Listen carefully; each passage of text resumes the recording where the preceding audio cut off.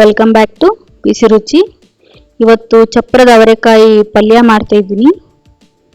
ನೋಡೋಣ ಬನ್ನಿ. ತುಂಬಾ ರುಚಿಯಾಗಿರುತ್ತೆ ಇದು. ಫ್ರೆಶ್ ಆಗಿ ಎಳೆದು ಇರುತ್ತಲ್ಲ ಆವಾಗ ಮಾಡ್ಬೇಕು ಇದನ್ನ. ಒಂದು ಹಿಡಿಯಷ್ಟು ಕರಿಬೇವು, ಸ್ವಲ್ಪ ಜೀರಿಗೆ, ಕಾಯಿ ತುರಿದು ಇಟ್ಕೊಂಡಿರೋದು, ಹಸಿ ಕೊಬ್ಬರಿ, ನೆಕ್ಸ್ಟಿಗೆ 4 ಹಸಿಮೆಣಸಿನಕಾಯಿ ತಗೊಳ್ಳಿ, ಒಂದು ಸ್ವಲ್ಪ ಚಿಟಿಕೆಯಷ್ಟು ಅರಿಶಿನ, ಎಲ್ಲನೂ ಒಟ್ಟಿಗೆ ರುಬ್ಕೊಳ್ಳಿ. ಈ ಥರ ಮಸಾಲೆ ರೆಡಿ ಮಾಡಿ ಇಟ್ಕೊಳ್ಳೋಣ. ಇದಕ್ಕೆ ನೀರೇನು ಹಾಕೋದು ಬೇಡ, ಇದು ಸ್ವಲ್ಪ ಡ್ರೈ ಥರನೇ ಇರಲಿ. ಇದನ್ನ ರುಬ್ಬಿಟ್ಕೊಳ್ಳೋಣ. ನೋಡಿ, ಈ ಥರ ತರಿತರಿಯಾಗಿ ರುಬ್ಬಿ ಇಟ್ಕೊಂಡಿದ್ದು ಆಗಿದೆ. ಪಲ್ಯನೂ ಹಾಗೆ ತುಂಬಾ ರುಚಿಯಾಗಿ ಆಗುತ್ತೆ.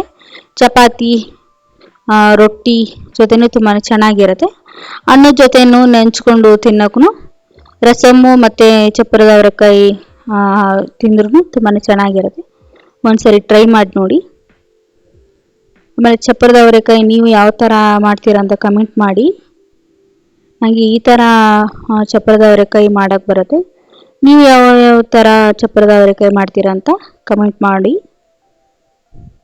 ಒಂದು ಬಾಣಲೆ ಇಟ್ಕೊಂಡಿದ್ದೀನಿ. ಇಲ್ಲಿ ಸ್ವಲ್ಪ ಎಣ್ಣೆ, ಸ್ವಲ್ಪ ಜೀರಿಗೆ, ಸ್ವಲ್ಪ ಕಸೂರಿ ಮೇಥಿ, ನೆಕ್ಸ್ಟು ಸ್ವಲ್ಪ ಇಂಗು. ಇದಕ್ಕೆ ಒಣಮೆಣಸಿನ್ಕಾಯಿನ ಚಿಕ್ಕ ಚಿಕ್ಕದಾಗಿ ಕಟ್ ಮಾಡಿಕೊಂಡು ಹಾಕ್ಕೊಂಡಿದ್ದೀನಿ. ಅಂದರೆ ಫ್ಲೇವರು ಚೆನ್ನಾಗಿ ಬರುತ್ತೆ. ಆಮೇಲೆ ಅದು ಚಪ್ಪರದ ಅವರೆಕಾಯ್ದು ಟೇಸ್ಟೇ ಒಂಥರ ಡಿಫ್ರೆಂಟಾಗಿ ಬರುತ್ತೆ. ಸೊ ಅದಕ್ಕೋಸ್ಕರ ನಾನು ಒಣಮೆಣಸಿನ್ಕಾಯಿನ ಹಾಕ್ಕೊಂಡಿದ್ದೀನಿ ಇಲ್ಲಿ. ಆಮೇಲೆ ಒಂದು ಈರುಳ್ಳಿನ ಚೆನ್ನಾಗಿ ಚಿಕ್ಕ ಚಿಕ್ಕದಾಗಿ ಕಟ್ ಮಾಡಿ ಇಟ್ಕೊಂಡಿರೋದು, ಸ್ವಲ್ಪ ಕರಿಬೇವು ಹಾಕ್ಕೊಂಡಿದ್ದೀನಿ. ಇಲ್ಲಿ ಚಪ್ಪರದ ಅವರೆಕಾಯಿನ ನಾರೆಲ್ಲ ತೆಗೆದು ಈ ಥರ ಚಿಕ್ಕ ಚಿಕ್ಕದಾಗಿ ಕಟ್ ಮಾಡಿ ಇಟ್ಕೊಂಡಿದ್ದೆ. ಸೊ ಅದನ್ನು ಹಾಕ್ತಾ ಇದ್ದೀನಿ ಈಗ.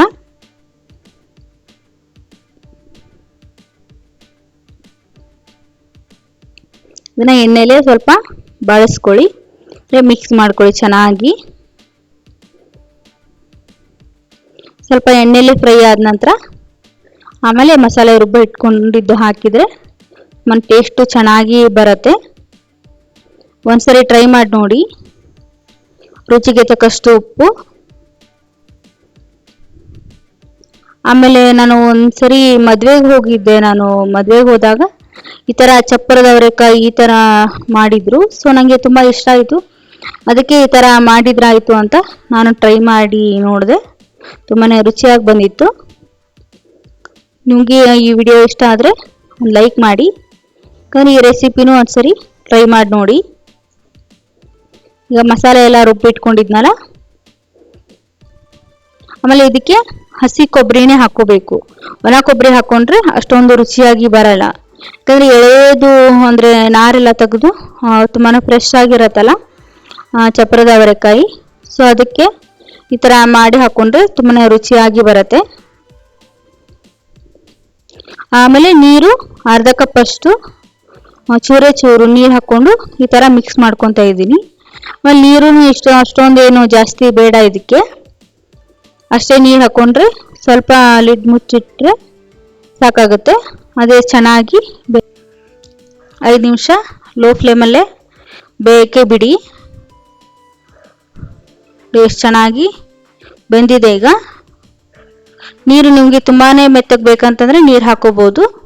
ಇಲ್ಲಾಂದರೆ ಸ್ವಲ್ಪನೇ ನೀರು ಇಷ್ಟು ಹಾಕಿ ಬಿಟ್ಟರೆ ಚೆನ್ನಾಗಿ ಆಗುತ್ತೆ ಪಲ್ಯ. ಇದು ಅನ್ನ ಜೊತೆ, ಚಪಾತಿ ಜೊತೆ, ರೊಟ್ಟಿ ಜೊತೆ ತುಂಬಾ ಚೆನ್ನಾಗಿರುತ್ತೆ.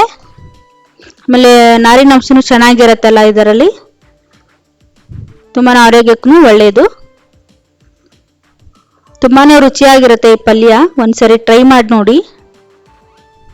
ಯಾರೆಲ್ಲ ಟ್ರೈ ಮಾಡಿದ್ದೀರಾ ಅಂತ ಕಮೆಂಟ್ ಮಾಡಿ. Thank you.